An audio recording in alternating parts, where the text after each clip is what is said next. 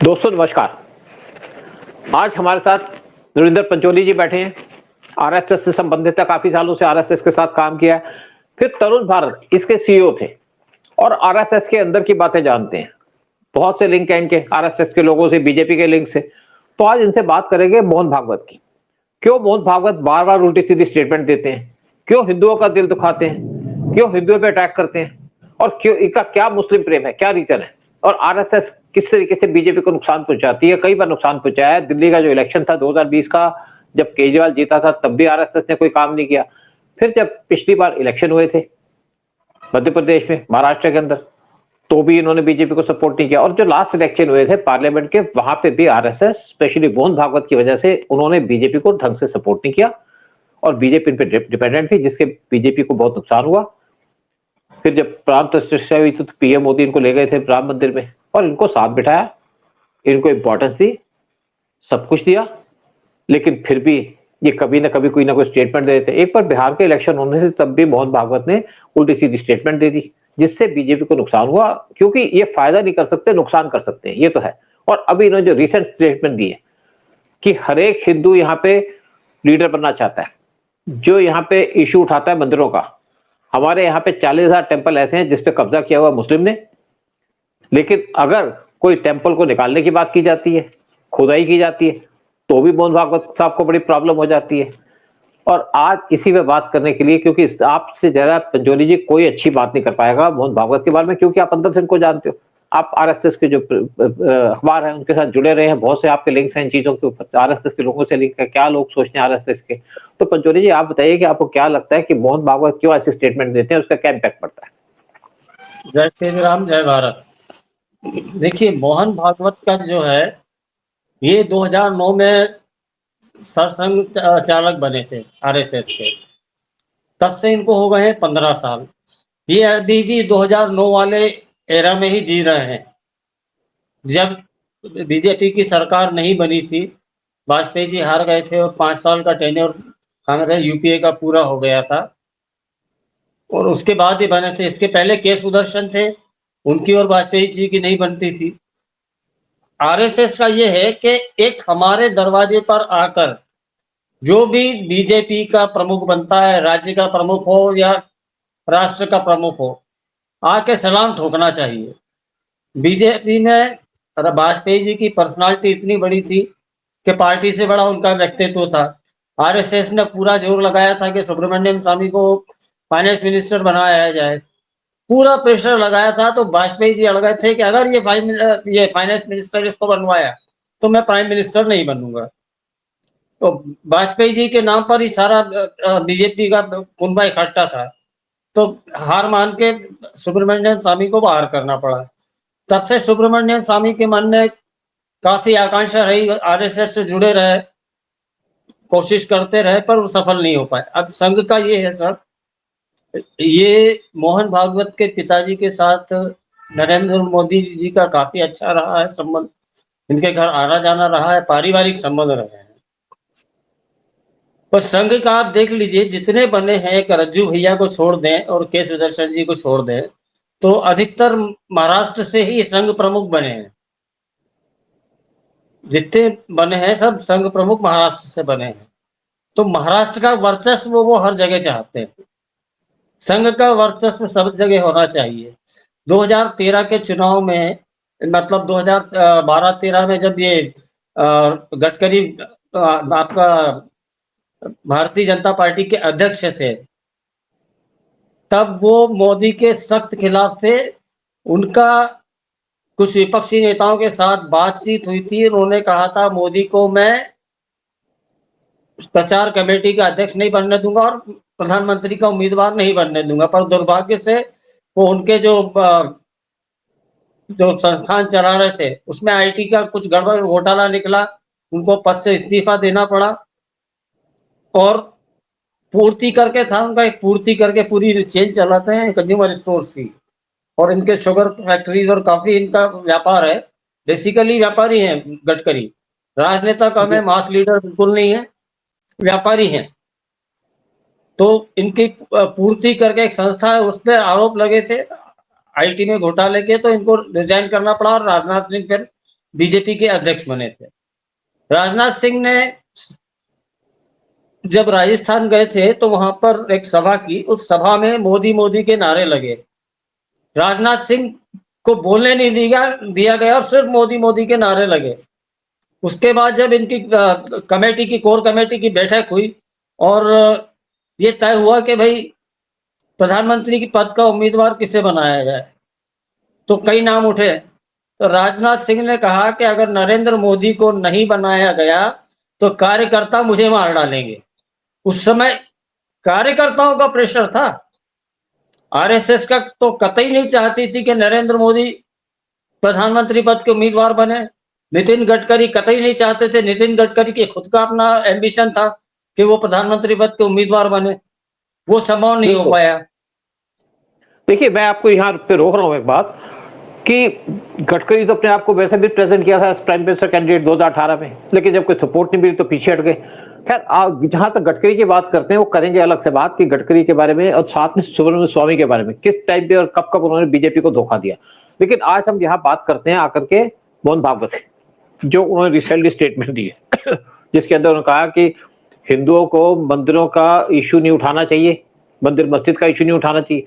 मोहन भागवत को क्या प्रॉब्लम है ये इशू उठने से? मोहन भागवत को प्रॉब्लम ये है कि जब जब बजरंग दल और विश्व हिंदू परिषद सक्रिय होती है, संघ बैकड्रॉप में चला जाता है। और बेसिकली संघ कोई राजनीतिक संगठन तो है नहीं, सामाजिक संगठन है। संघ का काम क्या है? समाज सुधार का काम है। हिंदू समाज में जन जागृति पैदा करना है।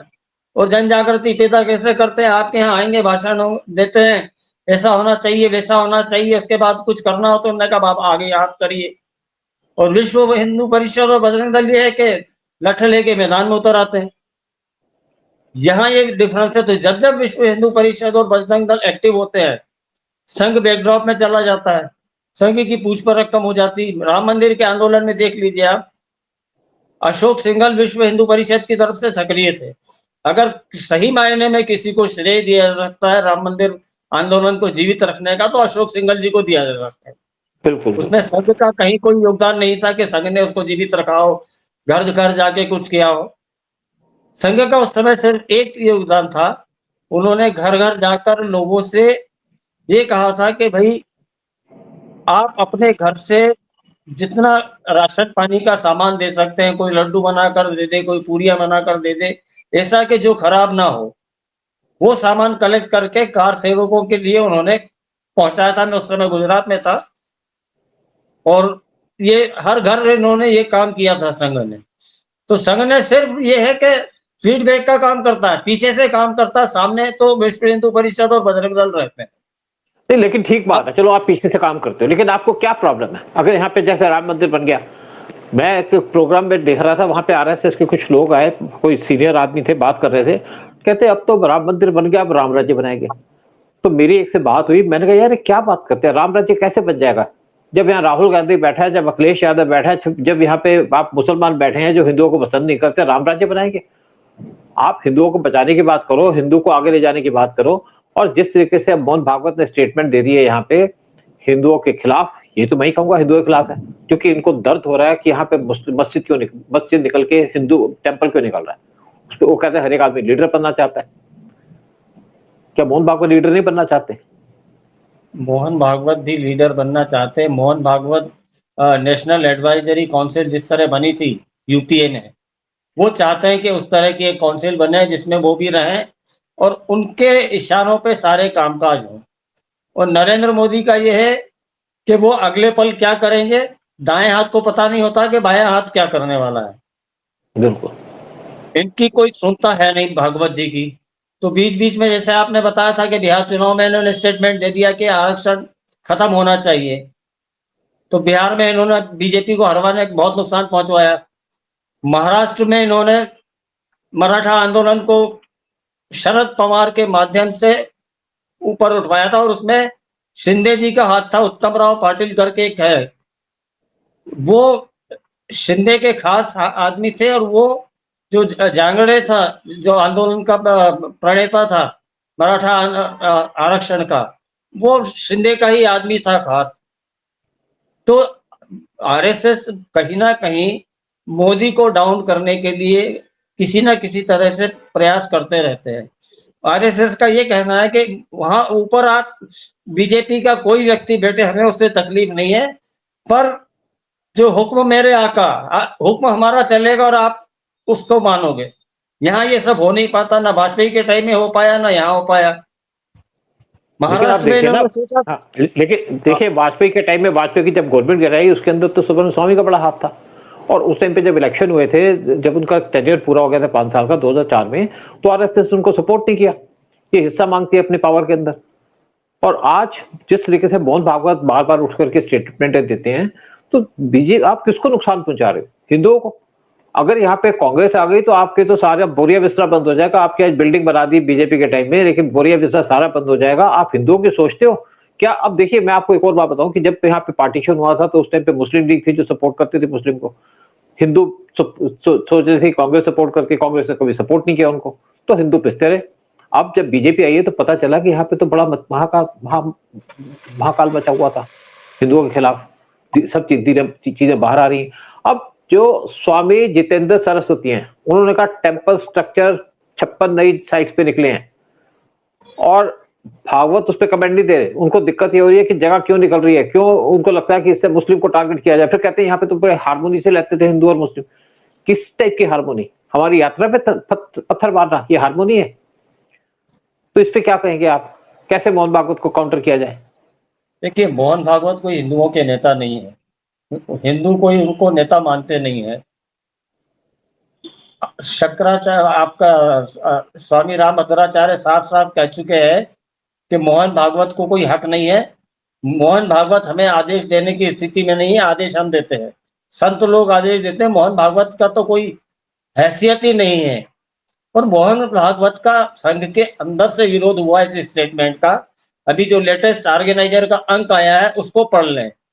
प्रफुल्ल केतकर ने उसमें स्पष्ट रूप से विरोध किया है, तो कहा है कि नहीं, जितने मंदिर हैं वो सब हिंदुओं को मिलना चाहिए, कि जहां खुदा है वहां भगवान निकले हैं, तो हर जगह खुदेगा। आप देखिए 100 150 साल 200 साल पुराने मंदिर उत्तर प्रदेश में निकल रहे हैं। जहां दंगे हुए, दंगे होने के बाद मुसलमानों ने कब्जा कर लिया और सब वहां पे मंदिर को दबा दिया।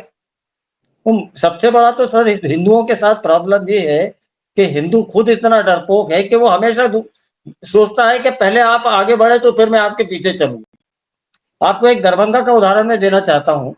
दरभंगा में जुलूस निकल रहा था हिंदुओं का, मस्जिद से हुई पत्थरबाजी करने वाले मुश्किल से 100-150 लोग होंगे, जुलूस में 10,000 लोग थे। अगर मस्जिद में घुस जाते और मस्जिद में जितने पत्थर मारने वाले थे उनकी अकल ठिकाने लगा देते थे, तो दोबारा के किसी की हिम्मत होती ऐसा करने की? मस्जिद को तहस नहस कर देना था। वहां जितने लोग थे उनको सीधे सीधे 72 उरों के पास पहुंचा देते, तो दोबारा किसी की ऐसी मजाल नहीं होती। तो हिंदू भी तो डरपोक है।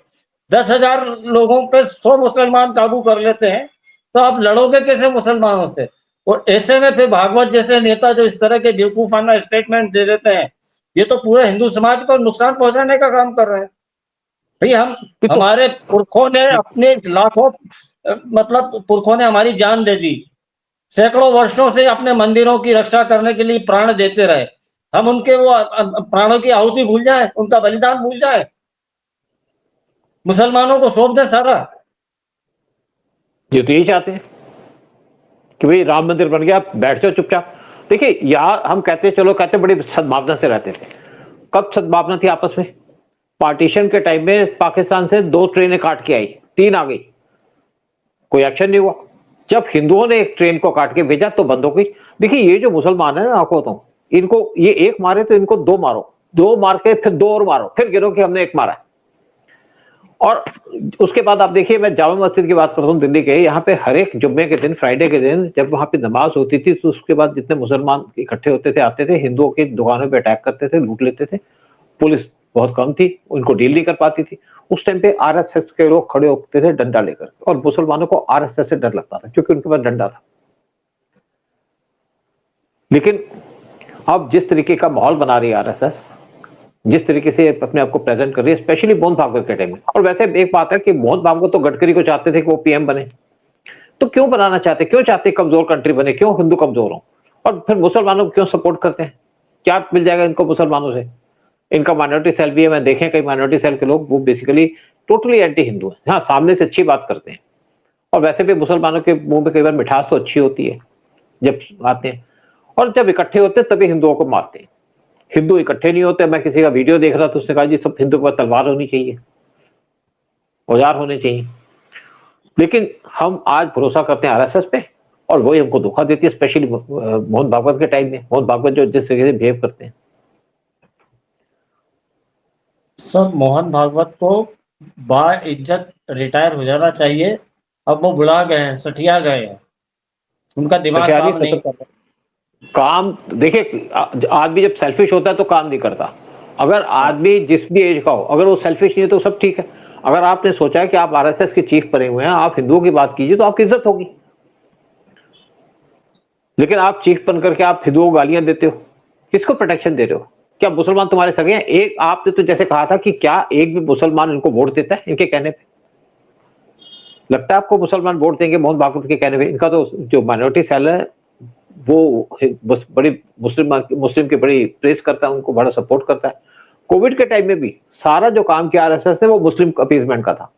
उनको मास्क भी बांटे, दवाइयां भी बांटी, लेकिन हिंदुओं के लिए कुछ नहीं किया। और आज हिंदू जब मंदिर खोद रहे हैं, जब मंदिर खोद कह रहे हैं, खुद गया मंदिर, और खुदा भी क्यों? बाई चांस हुआ कि वहां पे सर्वे करने टीम गई तो उसमें पत्थर फेंक दिए, फिर देखा कि आसपास में क्या क्या कुछ आ रहा है। लेकिन आप अगर हिंदुओं के प्रोटेक्शन हो तो हिंदुओं की बात करो, हिंदुओं की रक्षा की बात करो। ये नहीं कहते आप मुसलमान को गाली दो, लेकिन हिंदुओं की तो सोचो। फिर ऐसी बातें करके आप हिंदुओं को नुकसान पहुंचाते हो। अब संभल में जो कुछ हुआ सबने देखा है ना, उसके अंदर पत्थर मारे इन्होंने जिहादियों ने, लेकिन वो तो बैठे वहां पे, योगी ने कंट्रोल कर लिया सारा कुछ। इनको क्या प्रॉब्लम है? हिंदुओं से क्या प्रॉब्लम है, या मंदिर खोदने से क्या प्रॉब्लम है? इनको हिंदुओं से प्रॉब्लम नहीं है, एक तो इनकी फंडिंग बंद हो चुकी है। पहले बीजेपी से दबा के फंडिंग जाती थी, वो फंडिंग टोटली बंद हो चुकी है। इंद्रेश कुमार जैसे लोगों ने मुस्लिम एकता मंच करके जो मंच बनाया था, वो के भाई हिंदुओं के साथ इनको मिलाएंगे, गंगा जमनी तहजीब और मिलन का क्या क्या वो इनके जो संस्थान चलते थे, सबको इकट्ठा करा, खूब चंदा खाया, हुआ गया कुछ नहीं। 500 के मोहल्ले में मुसलमान अगर 500 है तो शायद ही एक मुसलमान ने बीजेपी को वोट दिया है। पूरा मेरे पास चार्ट आया हुआ है कि किस किस वार्ड में कितने मुसलमान है और कितने मुसलमानों ने बीजेपी को वोट दिया है। देखिए, देर आया दुरुस्त आया। बीजेपी को अब ये समझ में आ गया है कि मुसलमानों के लिए हम जान भी दे देंगे तो इनके वोट मिलने वाले नहीं है। तो बीजेपी आ गई है खुल के अखाड़े में, टोटल हिंदू राष्ट्र का और हिंदू और सनातन धर्म के रास्ते पे चल निकली है। यही मोहन भागवत को बर्दाश्त नहीं हो रहा है। मोहन भागवत को कोई नहीं पूछ रहा है। बटोगे तो बटेंगे तो कटेंगे ये नारा, और एक है तो सेफ है ये नारा, ये मोहन भागवत की फिलॉसफी के बिल्कुल उलट हो गया है। उनके खुद के ऑर्गेनाइजेशन में उनका विरोध हो रहा है। अभी आप देखेंगे थोड़े दिन बाद ये फिर कोई ना कोई ऐसा स्टेटमेंट देंगे कि फिर कंट्रोवर्सी में पड़ेंगे ये। तो मोहन भागवत का मुझे मेरे ख्याल से ईमानदारी से उनको अपने आप को रिटायर कर लेना चाहिए। जैसे के सुदर्शन जी ने एक मीटिंग में बैठे थे और उसमें किसी का उनको नाम लेना था तो वो नाम उनको याद नहीं आया, तो उन्होंने कहा भैया अब मेरी उम्र हो गई, अब मैं लोगों के नाम याद नहीं रख पाता हूँ, अब मैं अपना नॉमिनेट कर रहा हूँ। आरएसएस में कोई चुनाव नहीं होता है, नॉमिनेशन से जो भी सर संचालक बनता है वो नॉमिनेशन से बनता है। तो इनका हटाने का क्या तरीका है, कैसे हटेंगे ये? क्योंकि आप तो हटेंगे नहीं। नहीं, ये हटेंगे नहीं तो एक तो अनुशासन है, अंदर ही अंदर कहीं ना कहीं कुछ होगा और ये रिजाइन करेंगे और इनकी जगह दूसरे जो सरकारी विभाग के वो बनेंगे। लेकिन एक बात तो आप मानते हो ना कि इस टाइम पे थोड़ी सी आरएसएस कुछ अपने बीजेपी के साथ मिलकर काम कर रही है, वही हम चाहते हैं। लेकिन ऐसी स्टेटमेंट देने के वजह संघ का कार्यकर्ता बीजेपी के साथ में है, मोहन भागवत हो ना हो, संघ का कार्यकर्ता बीजेपी के साथ में है। महाराष्ट्र में उसने देख लिया कि हमारा गला कटने की नौबत आ गई, संघ ने साथ नहीं दिया। अल्टीमेटली संघ के जो कार्यकर्ता हैं तो हिंदू, कोई अलग से पैदा तो नहीं हुए हैं, तो सारे हिंदू। जब उनको समझ में आ गया कि हमारा संगठन हमको एक गलत रास्ते पे ले जा रहा है, बीजेपी के खिलाफ खड़ा कर रहा है, तो वो सारे एक हो गए कि हमें नहीं सुनना हमारे प्रमुख की बात, उसको जो बोलना है बोलने दीजिए, हम बीजेपी का सपोर्ट करेंगे पूरा। इसका अंजाम आपने हरियाणा में देखा, महाराष्ट्र में देखा, अब आप दिल्ली में देख लेंगे। दिल्ली में अभी जो लेटेस्ट एक सर्वे का मेरे पास आंकड़ा आया है, उसमें करीब करीब 49 सीट अभी तक बीजेपी को दे रहे हैं वो, कि बीजेपी 49 सीट पे आ सकती है 70 सीटों में से। अच्छा, एक और बात है ना, जब पार्लियामेंट के इलेक्शन हुए थे तो महाराष्ट्र के अंदर पीएम मोदी गडकरी के इंतजार कर रहे थे, गडकरी वहां पहुंचे नहीं। और वहां यही कहा जाता है पार्लियामेंट के इलेक्शन के अंदर ना तो गडकरी ना मोहन भागवत इन्होंने बीजेपी को सपोर्ट किया, इसलिए वहां पे नुकसान हुआ। लेकिन जो यहाँ पे असेंबली के इलेक्शन हुए वहां पे आरएसएस ने सपोर्ट किया बीजेपी को और बीजेपी के अलायंस को, और वो अच्छे मार्जिन से जीत गए। तो आरएसएस का इम्पैक्ट तो है, ये बात तो आप मानोगे। लेकिन अगर उनको ऊपर से आदेश नहीं आएगा तो क्या करेंगे वो? आरएसएस का इम्पैक्ट है, आरएसएस का कार्यकर्ता का इम्पैक्ट है। ऑर्गेनाइजेशन जो चलता है आपके वर्कर्स के दम पे चलता है। अच्छे वर्कर्स हो तो ऑर्गेनाइजेशन अच्छा चलता है। जैसे हमारा दिमाग सही है तो हमारा शरीर सही काम करता है। और अभी इनका दिमाग कौन है? मोहन भागवत। जब दिमाग काम सही नहीं कर रहा है, काफी लोग समझदार है, उन्होंने कहा कि इनका तो दिमाग खराब है, हम लोग अपने हाथ में अपने हिसाब से चलाएंगे, इनके हिसाब से नहीं चलाएंगे। तो पूरा संघ का एकजुट हुआ है। देवेंद्र फडणवीस का उसमें सबसे बड़ा योगदान रहा है। बिल्कुल। अभी भी महाराष्ट्र के चुनाव के बाद गडकरी की ये इच्छा थी कि मुझे मुख्यमंत्री बना दिया जाए। गडकरी को जब प्रधानमंत्री पद नहीं मिला, तब भी जब देवेंद्र फडणवीस को पहली बार मुख्यमंत्री बनाया गया था, तब भी उन्होंने कई विधायकों के साथ मीटिंग की थी, शायद पार्टी की थी कि भाई मेरा नाम आगे करो, पर वो संभव नहीं हो पाया। प्रधानमंत्री की तरफ से देवेंद्र फडणवीस का नाम आया। अब आप ये देखिए कि जो पार्लियामेंट अफेयर कमेटी है और आपका जो इनके कैंडिडेट चुनती है बीजेपी के, उसमें से गडकरी बाहर है। गडकरी का कहीं अता पता नहीं है उसमें। देवेंद्र फडणवीस उसके मेंबर है गडकरी की जगह। तो अब बीजेपी में क्या हो गया है, वो सेकंड लाइन ऑफ लीडर्स अपनी तैयार कर रही है। और वो मोदी जी का एक स्टेटमेंट आप याद करिए, जिसमें उन्होंने कहा था कि मैं 1 लाख ऐसे नौजवानों को तैयार करना चाहता हूं जिनका बैकग्राउंड पॉलिटिकल ना हो, जिनका परिवार राजनीति से नहीं जुड़ा हो। तो धीरे धीरे ये परंपरा आ रही है। आप देख रहे हैं ब्यूरोक्रेसी से कई अच्छे लोग उठाए मंत्रिमंडल में जो बहुत अच्छा परफॉर्म कर रहे हैं। कार्यकर्ता भी देखिए मोदी के साथ है। 240 सीटें मिली तो सारा हिंदू पछता रहा था, जितना उसको भड़काया था। हिंदू ने बाद में रिग्रेट किया कि हमसे गलती हो गई। आज या तो कोई बाहर नहीं निकले लोग या कुछ वोट डालने नहीं गए, कुछ भी रीजन हो सकते हैं। चलिए अच्छा है, लेकिन हिंदू कंफर्ट जोन में चला गया। कह रहे 400 सीटें तो आ ही जाएगी। वो 400 के पार का नारा बड़ा इनके गले पड़ गया उल्टा।